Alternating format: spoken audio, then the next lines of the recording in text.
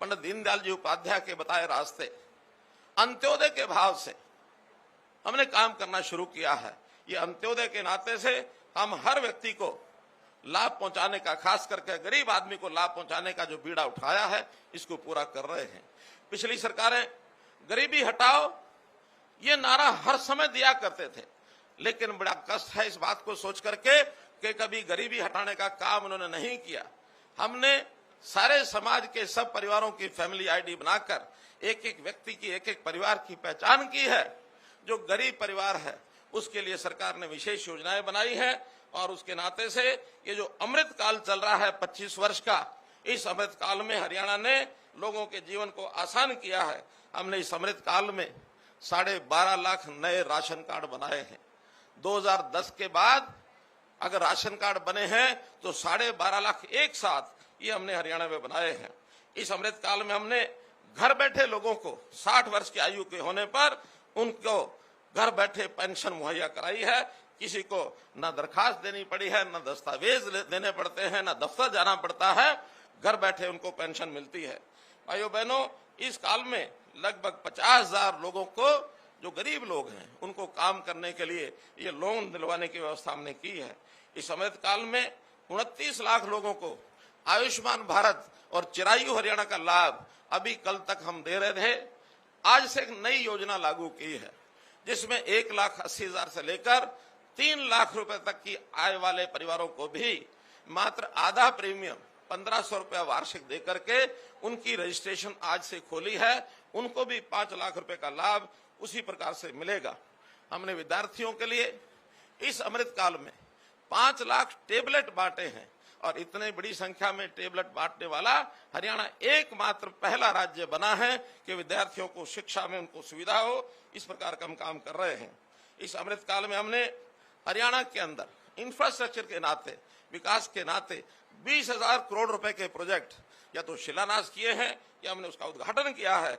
Infrastructure में देश के अंदर प्रथम स्थान पाने वाला हरियाणा, इसका कोई भी जिला दूसरे जिले के साथ नेशनल हाईवे के साथ जुड़ा है और बहुत बड़े जो हाईवेज बन रहे हैं, उन हाईवेज के आधार पर इस देश की आर्थिक प्रगति, यहाँ उद्योग लगेगा, लोगों को रोजगार मिलेगा। इस आशा के साथ इन्वेस्टर्स बहुत बड़ी संख्या में हरियाणा में आ रहे हैं। वैसे वर्तमान में भी हरियाणा की आर्थिक स्थिति एक अच्छी आर्थिक स्थिति ऐसी मानी जाती है। हमारी अर्थव्यवस्था मजबूत है। हम 2 आंकड़ों में, डबल डिजिट में हमारी आर्थिक व्यवस्था की जो बढ़ोतरी हो रही है हर वर्ष, ये देश की अर्थव्यवस्था जो बढ़ रही है उससे कहीं ज्यादा है। हमारे यहाँ पर कैपिटा इनकम जो 2014 में 1,38,000 थी, अभी इस समय 2023 में ये बढ़ करके 2,97,000 रुपए प्रति वर्ष ये मित्रों हो गई है। हमने इसी प्रकार से जो जनता के साथ बदलाव करने के लिए और जनता के साथ सीधा संपर्क लाने के लिए जितने पोर्टल बनाए हैं, उन पोर्टल की आलोचना बहुत हो रही है, लेकिन भाइयों बहनों, ये पोर्टल ही हैं जिसके माध्यम से किसान फसल बेचने के बाद पैसा सीधा उसके अकाउंट में जाता है, 50,000 करोड़ रुपया, और हमने उनके अकाउंट में भेजा है। बुढ़ापा पेंशन, ये इसी प्रकार का ये जो पोर्टल का ही कमाल है कि उसके खाते में सीधा 2750 रुपया और बैंक में जाता है। अन्यथा उस पैसे में चोरी करने वाले लोग या जो लोग मृत्यु हो गई जिनकी, उनका पैसा खाने वाले एजेंट ये भी मिलते थे। अब वो सब चीजें बंद हो गई हैं। बिचौलिया व्यवस्था को हमने खत्म कर दी है।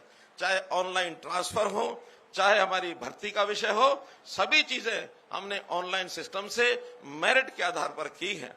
पिछले 8 वर्षों में हमने ऐसे 1,10,000 युवकों को और नौकरी दी है, बिना खर्ची, बिना पर्ची के।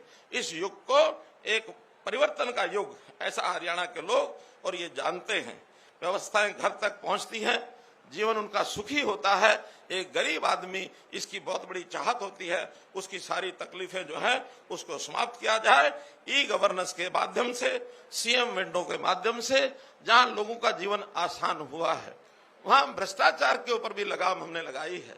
आज जो भ्रष्टाचारी लोग बहुत तरह के सिस्टम खोजे हुए थे, अब वो सब परेशान हो गए हैं, सब बेरोजगार हो गए हैं और इसी के कारण से उनके आका इस बेरोजगारी का जो आंकड़ा है वो निरंतर बढ़ा बढ़ा के बताते हैं, क्योंकि उनके सब चहेते, उनके निकट रहने वाले लोग वो उनके कान भरते हैं, बेरोजगारी बहुत हो गई है। वरना हमारे यहाँ काम करने की क्षमता रखने वाले हर व्यक्ति को, चाहे सरकारी नौकरी, चाहे प्राइवेट नौकरी, चाहे उसका स्वयं का रोजगार, इसके करने के अवसर ये हमको दे रहे हैं।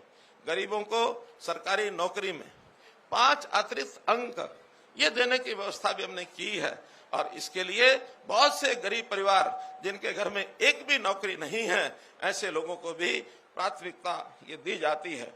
बच्चों की पढ़ाई के लिए हमने एक चिराग योजना शुरू की है, जिसके अंदर गरीब परिवार के बच्चे यदि सरकारी स्कूल की बजाय प्राइवेट स्कूल में बच्चों को पढ़ाना चाहते हैं तो उनकी फीस ये सरकार अदा करेगी। मित्रों, भाई बहनों, इसलिए ये सब विषय हमने लागू किए हैं। जहां तक पेंशन की बात है, पेंशन के नाते से गरीब परिवार को तो पेंशन मिलती है। हमारी बहनें जो विधवा हो गई उनको पेंशन मिलती है, लेकिन एक मांग बहुत दिनों से उठ रही थी कि ऐसे पुरुष जिनकी पत्नी का देहांत हो गया उनकी भी कुछ मदद करनी चाहिए। हमने सोच विचार करके ऐसे जो हमारे विडोवर हैं, जिनको विधुर कहते हैं, ऐसे 40 साल से ऊपर के सब विधुर, इनके लिए भी पेंशन देनी शुरू की है। जो व्यक्ति किसी कारण से अविवाहित रह जाता है, पुरुष है अथवा महिला है, 45 साल की आयु के बाद उसको भी पेंशन का हकदार बनाया है, ताकि वो भी समाज में अपना सम्मानित जीवन ये जी सके। हमने किसानों के सिस्टम को ठीक करने के लिए मेरी फसल मेरा ब्यौरा ये एक पोर्टल बनाया है, जिसमें से हर किसान बता देता है कि मैंने कितनी जमीन पर कौन सी फसल बुआई की है, ताकि उस फसल की खरीद के समय किसी प्रकार की कठिनाई उनको ना आए।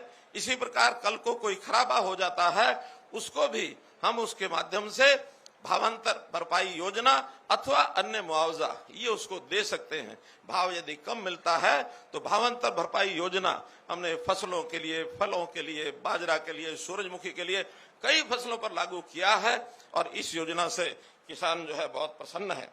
इसी प्रकार हमने किसानों के लाभ के लिए जहां डीबीटी का पैसा उनको भेजते हैं, वहां पर भावांतर भरपाई योजना के साथ, मुआवजे के साथ मेरा पानी मेरी विरासत, इसमें भी 7,000 रुपया प्रति एकड़ किसान को दिया जाता है। डायरेक्ट सीडिंग ऑफ राइस, इसमें भी 4,000 रुपया प्रति एकड़ किसान को ये दिया जाता है। किसान यदि फर्द मांग की इच्छा करता है, उसकी फर्द की आवश्यकता होती है, एक क्लिक में सीएससी पर जाकर और अपनी उस फर्ज जो है वो ले सकता है, जिसको लेने के लिए उसको महीने ये लगते थे।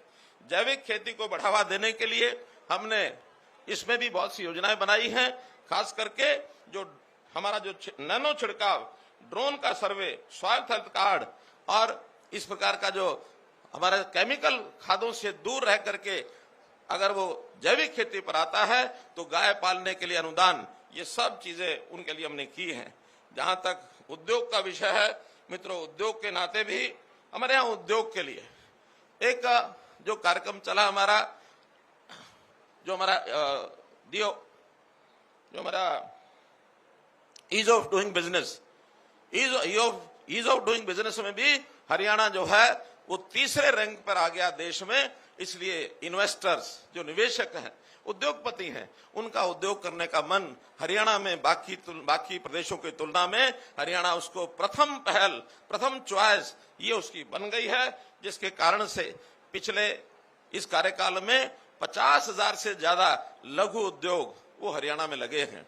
बड़े उद्योग, मारुति जैसे उद्योग भी, जिनकी चर्चा हमेशा रहती है कि हरियाणा को छोड़कर कहीं जा सकते हैं, उनको भी अभी उन्होंने हमारा 1,000 एकड़ जमीन के ऊपर लगभग 20,000 करोड़ रुपए की लागत से नया प्लांट वो लगाने जा रहे हैं।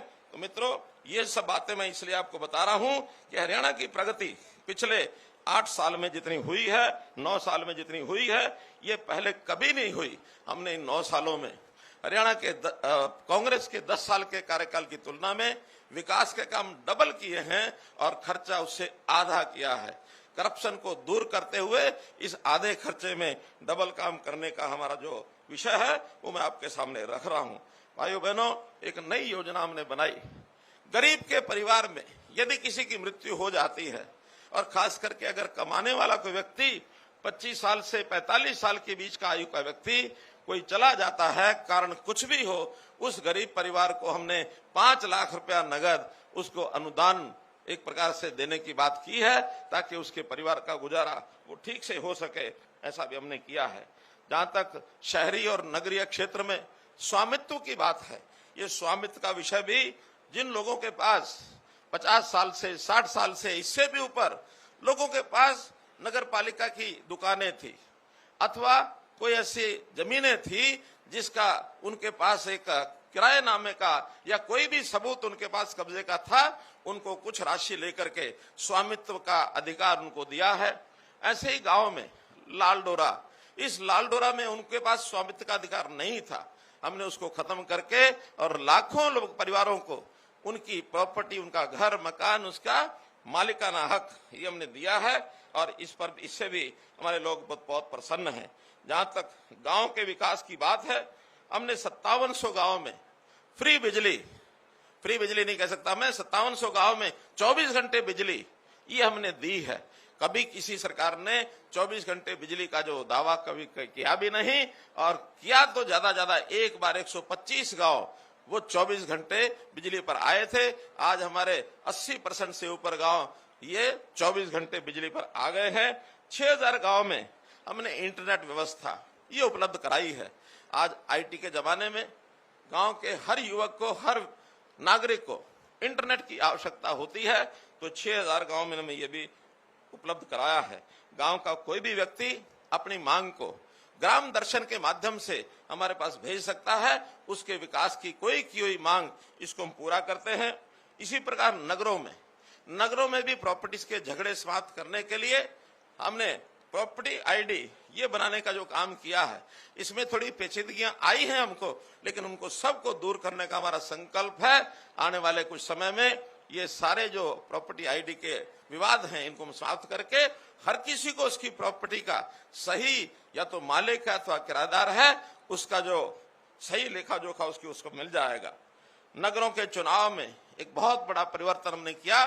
जो हमारे मेयर चेयरमैन हैं उनका सबका चुनाव पहले पार्षदों के द्वारा होता था, अब हमने उसको डायरेक्ट चुनाव किया है। इसके कारण से भ्रष्टाचार की बहुत बड़े एक सिस्टम पर ब्रेक लगी है।